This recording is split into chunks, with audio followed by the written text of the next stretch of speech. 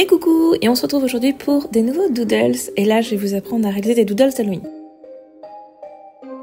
Sur ce tuto, je l'ai fait en digital parce que c'était plus simple pour moi de vous présenter un petit peu les dessins. Et je vous ai pas montré les croquis parce qu'en fait, là je vais vous laisser faire un peu à votre façon. Vous pouvez faire des croquis, les laisser en forme de croquis. Vous pouvez aussi également dessiner directement au feutre noir en fait. Vraiment, c'est à vous de voir comme vous êtes le plus à l'aise. N'hésitez pas à expérimenter et à tester des choses.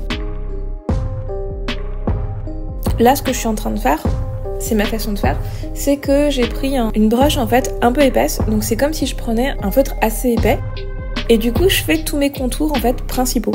Et vous verrez que plus tard, quand j'aurai fini de faire ça, je vais pouvoir rajouter des petits détails, et c'est vraiment ce qui va donner de la personnalité au dessin, je trouve, c'est rajouter des petits détails avec un feutre un petit peu plus fin. Donc encore une fois, c'est à vous d'expérimenter, c'est vraiment une question de goût. C'est à vous de voir voilà, ce que vous préférez faire, mais en tout cas, moi je vous montre les petits modèles, vous les faites à votre façon, vous les modifiez, vous faites tout ce que vous voulez, n'hésitez pas à en rajouter en fait et à en inventer de nouveau. Et en tout cas, j'espère que ça vous a plu. N'hésitez pas à nous dire si ce format où je vous montre directement les dessins vous convient ou si c'est un peu compliqué. Enfin, on essaiera voilà, de faire aussi par rapport à vos besoins et à ce qui vous aide le plus. Et voilà, bah écoutez, bon doodle à vous et puis... Bah écoutez, hein, c'est Halloween, c'est l'automne, hein, je suis résignée, hein, donc voilà, c'est parti.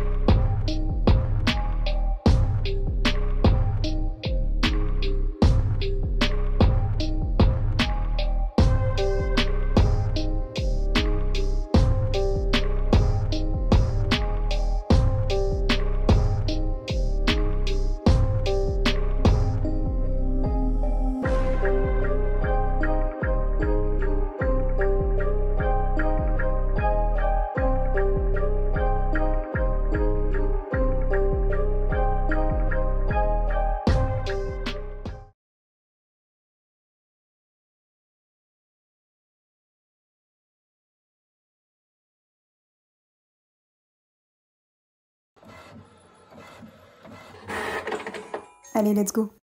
Première étape, mise en couleur.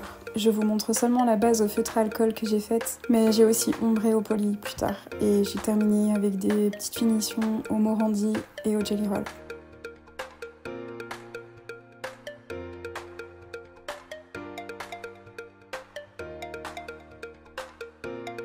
Tipeee m'a permis de tester aussi sur une feuille d'esquisse, comme ça si vous préférez faire directement sur vos dessins sans faire les contours noirs, c'est possible. Étape 2, découpage. Je vous rappelle qu'on peut découper en suivant le contour de l'illustration de votre petit doodle, ou alors on peut aussi laisser un contour blanc. C'est comme vous voulez, tout est possible.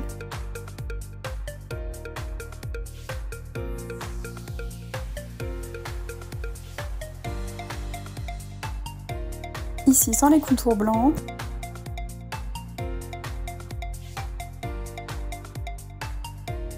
Et ici avec un joli contour blanc.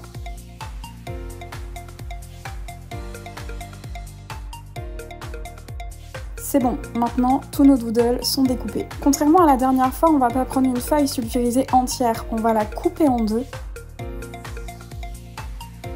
Cette fois-ci, on va carrément venir fixer notre feuille de papier sulfurisé sur la plaque en mettant du scotch partout tout autour. Comme ça, on est sûr que ça ne bougera pas. Quand on a fini la première planche, on vient faire la deuxième planche de stickers. Quand nos deux planches sont prêtes, on vient tout redécouper. Et là, n'oubliez pas, il faut laisser un espace tout autour de vos stickers, autour de tous les stickers.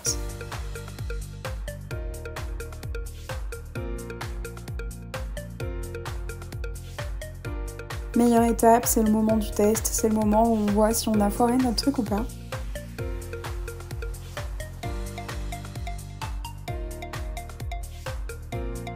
Regardez, on voit bien le contour blanc, on voit bien le contour de scotch tout autour du contour blanc.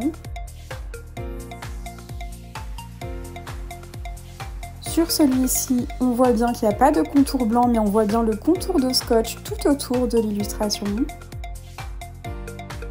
Et celui-là, c'est la petite esquisse que j'ai laissée telle quelle, je l'ai même pas coloriée, j'ai trouvé qu'elle se suffisait à elle-même. Mais il y en a que j'ai mis en couleur, on peut tout faire vraiment. Maintenant, c'est à vous de jouer.